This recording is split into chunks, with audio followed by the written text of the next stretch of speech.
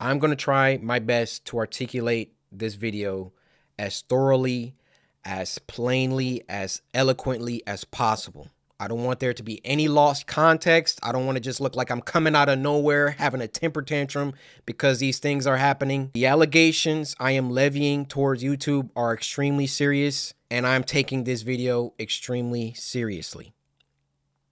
YouTube, you guys either play favorites, you are racist, or it's a mix of the two. These are the three options, YouTube. Which one is it? Hey guys, Nathan Brendan Masters, and this dude is dropping straight facts. And if you haven't noticed, I haven't been around a lot, and I haven't been uploading a lot, and things of that nature because, to be honest with you, yeah, I've been working on other projects, but YouTube is not exciting nor profitable anymore. It's extremely hard for me to grow an audience on this platform and make money on this platform for the reasons that Cory is talking about. And before we even get into what he's talking about specifically, just a general anti-creator vibe on this platform, I told you when they took the broadcast yourself off, I told you what that was about. I let you know. I'm like, yeah. This ain't about you no more. This is about them. When the new CEO came, who will remain nameless, I told you flat out, she's gonna change the game. It ain't about you no more. It's about her. It's about the corporate. It ain't about you. They took that down for a reason. They were sending a message. Get over yourself. We want something different. Not you broke ass creators sitting in your mama's basement recording videos. You need to bring us an audience. You need to bring it to us.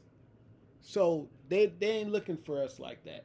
But, you know, it's been hard to be YouTube without the YouTube creators. So there's that.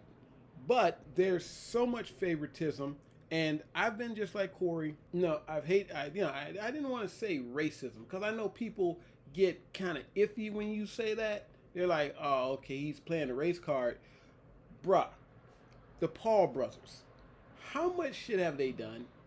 How much shit have they done? Bro, you know if I did the amount of stuff the Paul brothers did, I would be off this platform. Okay? Susie Lou. Bruh. If you're a cute white girl and you got a big audience, I have never seen the platform. YouTube, you know, YouTube don't really like nobody. I've never seen the platform go as hard for somebody as they did for Susie Lou, a girl that was overtly violating their guidelines. Who, okay, so the Susie Lou thing, you guys remember, Susie Lou would do stuff like sit up and watch anime videos and stuff, and pretty much just watch the whole video with very little commentary, right? So this wasn't like a fair use thing. She was just pretty much watching this stuff on camera.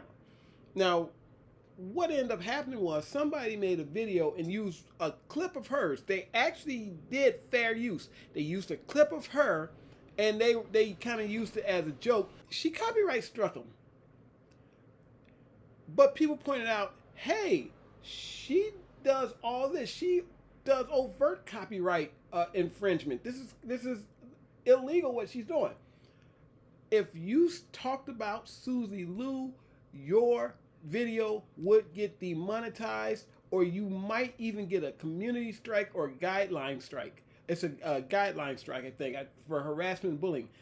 When I did a video on Brie Larson, now, and y'all know this, you guys were there for this. When I did that video on Brie Larson, everybody was doing a video on Brie Larson. Everybody was doing a video. My video, I did it. They didn't demonetize my video. They demonetized my channel. There have been times when I've done stuff just like Cory's talking about. I've done stuff. I remember one time I was going to upload a video. I was going to upload Ambient Evil. Now, Ambient Evil was not like a great film or some kind of, it wasn't some kind of awesome thing. It was something shot in the day that me and the actors kind of got together to just see, hey, let's see if we can pull this off. Okay? before I uploaded Ambient Evil, YouTube gave me a strike for something random. Something that there's like something that had just like him. He talked, like it was a video that had been up for a long time, and they gave me a guideline strike. And y'all see my content. Y'all know I don't be out there doing no wild stuff on the platform. They gave me a guideline strike. So that means for I think it was 60 days. I think it was. And this is about the guideline strike they gave me. The punishment for that strike was like a 2-week suspension, right? You couldn't upload over 15 minutes for 2 weeks. There was a short amount of time. That strike lasted me, I think it was 3 months? It was 3 months. So I could upload, but I couldn't upload longer than 15 minutes. And if you guys remember, what brought all the views to my channel at that time? The movies. I was doing full-length feature films, uploading them to YouTube. Remember that. Now, me being the a-hole that I am, I subverted, I figured out a way to do it. Yeah, I was being treated unfair, and I'm not the kind of person that will take that if I can do something about it. But at the end of the day, yeah, they did restore my channel after 3 months of something that they literally just did to stop me from uploading movies. Now, I'm not going to sit here and say like they knew I was coming back with this film or something, but wow, the timing on that was ridiculous. The fact that, yeah, here I am about to upload this movie, suddenly I get this strike from out of nowhere. And on top of that, you guys remember Epitaph, Bread and Salt, and The Perfect Letter, right? Those are my two big movies. Epitaph, Bread and Salt was my crowning achievement. That was a film. It was the thing I loved. It was an action horror film. I had made this action horror film based on my comic book, and people were watching it. It had over 1 million views. Now, all of a sudden, the apocalypse happens and the demonetization thing happens.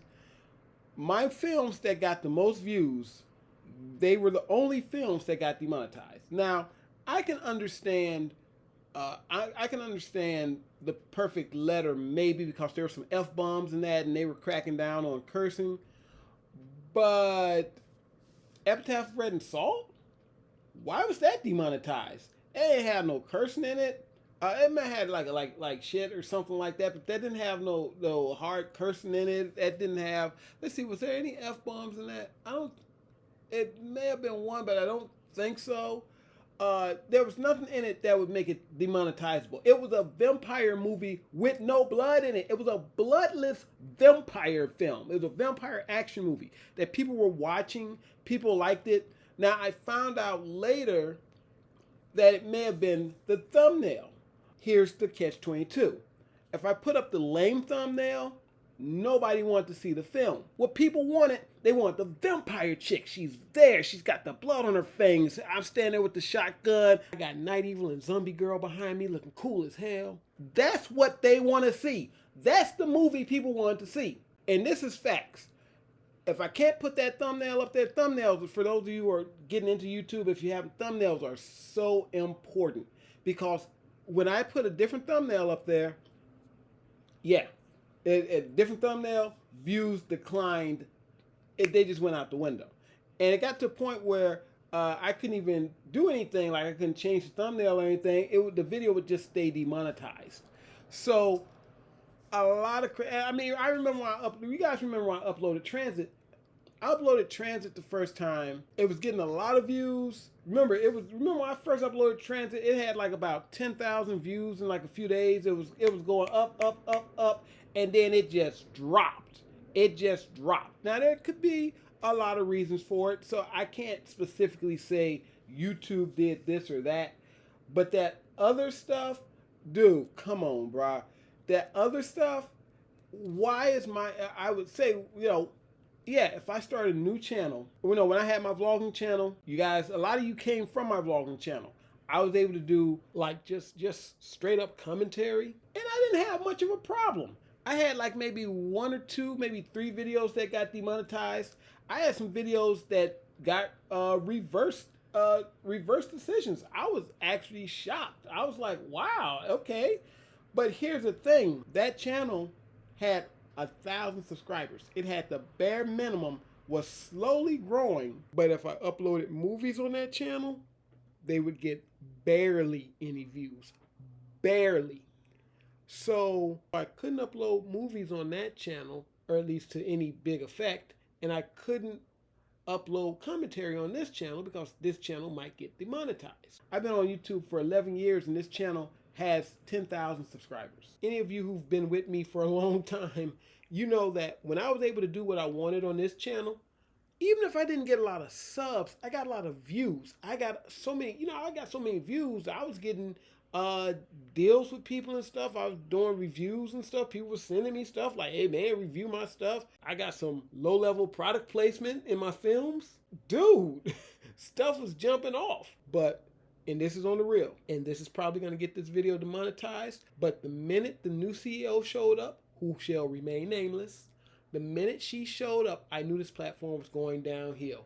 The minute she showed up and they took the broadcast yourself off the masthead, I knew.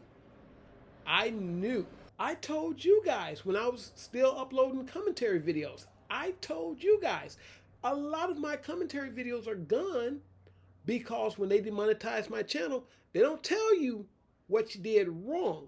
Because I deleted the Brie Larson video, but they still was like, nah, Brian, your channel can't be monetized. So I went and deleted a bunch of commentary videos going, I don't know which one is which. And I would say that my commentary was better than what a lot of commentators were doing, especially when it came to the geek stuff, because my stuff was more middle of the road. Yeah, it was still, get woke, go broke kind of stuff. But I was like, this is why this don't make no sense. It wasn't just, oh, that's woke. No. I broke that shit down. It was more along the lines of like, your boy Zach.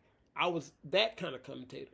But my growth was stunted, but you saw people like The Quartering, Tim Pool, people like that. And I'm going to acknowledge they were doing multiple videos a day, but even people who were doing daily, they were growing.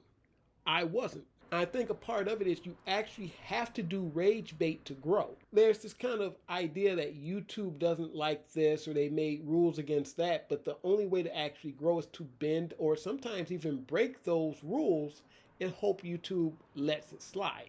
And if YouTube likes you, they'll let it slide. So, yeah. But I told you what was going on, bruh. I told you. And all the stuff that's happening right now, I'm laying at the feet of the CEO who will remain nameless. And it all started happening when she came here. That's facts. I'm not saying YouTube had no problems before she came here, but when she got here, a lot of things just went downhill. And I know this to be true for a lot of YouTubers. Probably some of you actually watching this video. I took a lot of this very personally, and as you can tell by the sound of my voice, to this day, I've yet to completely let it go. How do you come to a platform and mess up everything? Everything. How do you do that?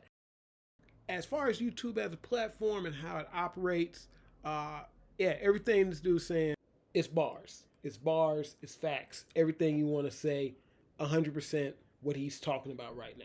And this isn't a problem that's going to be fixed because to YouTube, it's not a problem. It's them picking and choosing.